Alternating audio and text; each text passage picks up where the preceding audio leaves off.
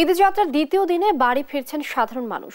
রাজধানীর Kamalapur rail station থেকে যুক্ত হচ্ছেন সহকর্মী শাহিদুজ্জামান সাকিব।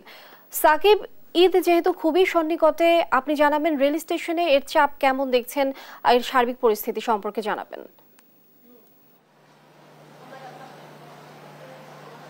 লিনিয়া, আজকে ঈদ যাত্রার দ্বিতীয় দিন। আপনি জানেন যে ঈদের আগে সরকারি চাকরিজীবীদের শেষ দিন আজকে, অর্থাৎ আগামীকাল থেকে কিন্তু সরকারি চাকরিজীবীদের ছুটি শুরু হবে।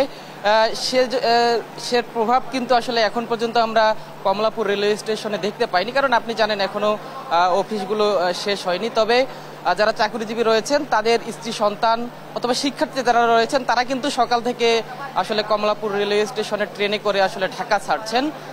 এখন পর্যন্ত খুব বেশি যাত্রী চাপ আমরা লক্ষ্য করিনি। যারা যাত্রীরা রয়েছেন তারাও যেটি বলছেন খুব স্বস্তিতে তারা আসলে ঘরে ফিরতে পারছেন। প্রত্যেকবার যেটি হয় যে ট্রেনের ছাদে শহর ট্রেনে আসলে অনেকে উঠতে পারেন না, প্ল্যাটফর্মে আসতে অনেকের কষ্ট হয়ে যায়, সে চিত্র কিন্তু এখন পর্যন্ত আমরা দেখতে পাইনি। এখানে দেখতে পাচ্ছেন যে একটি ট্রেন দাঁড়িয়ে রয়েছে, যেটি তিতাস কমিউটার ব্রাহ্মণবাড়িয়ার উদ্দেশ্যে কিছুক্ষণ পরেই ছেড়ে যাবে। আমরা একজন যাত্রীর সঙ্গে কথা বলতে চাই। আপনি তো ব্রাহ্মণবাড়িয়ার দিকে যাচ্ছেন, ঈদ যাত্রা কেমন, কোনো ভোগান্তি হয়েছে কিনা?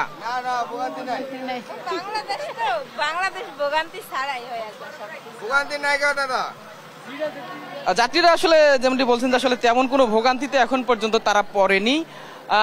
যদি একটু বলতে চাই, এখন পর্যন্ত প্ল্যাটফর্মে ব্রাহ্মণবাড়িয়ার গামী তিতাস কমিউটার দাঁড়িয়ে রয়েছে। ট্রেনটি যদিও 9:45-এ ছাড়ার কথা ছিল, কিন্তু এখন পর্যন্ত ট্রেনটি ছেড়ে যায়নি। এছাড়া বাকি যে ট্রেনগুলো আছে আমরা কিছুক্ষণ আগেই দেখেছি, জামালপুর এক্সপ্রেস কিন্তু আসলে 10টায় ছাড়ার কথা ছিল, ঠিক 10টায় আসলে কমলাপুর রেলওয়ে স্টেশনের 2 নম্বর প্ল্যাটফর্ম ছেড়ে গেছে। এখন পর্যন্ত Ekota express, Kishoreganj express, Jayantika express, Agnibina express, এই ট্রেনগুলো কিন্তু ছাড়ার অপেক্ষায় রয়েছে। এবং আমরা স্টেশন ম্যানেজারের সঙ্গে কথা বলেছি, তিনি যেটি বলছেন যে আসলে প্রত্যেকটি ট্রেন আসলে সঠিক সময়েই ছেড়ে যাবে। এখন পর্যন্ত যাত্রীরা কোনো অভিযোগ করেনি। এবং নিরাপত্তার কথা যদি বলি, এখন পর্যন্ত সার্বিক নিরাপত্তা ব্যবস্থা এখন পর্যন্ত ঠিক রয়েছে। এখানে আপনি জেনে থাকবেন যে সকালবেলা আসলে র্যাবের মহাপরিচালক এসে নিরাপত্তা ব্যবস্থা পরিদর্শন করে গেছেন, এবং দুপুর 1টায় কিন্তু বাংলাদেশ পুলিশের মহাপরিদর্শক এখানে সংবাদ সম্মেলন করার কথা রয়েছেন। লিনিয়া, এই ছিল কমলাপুর রেলওয়ে স্টেশন থেকে আমার কাছে থাকা সর্বশেষ তথ্য। সাকিব, অসংখ্য ধন্যবাদ আপনাকে।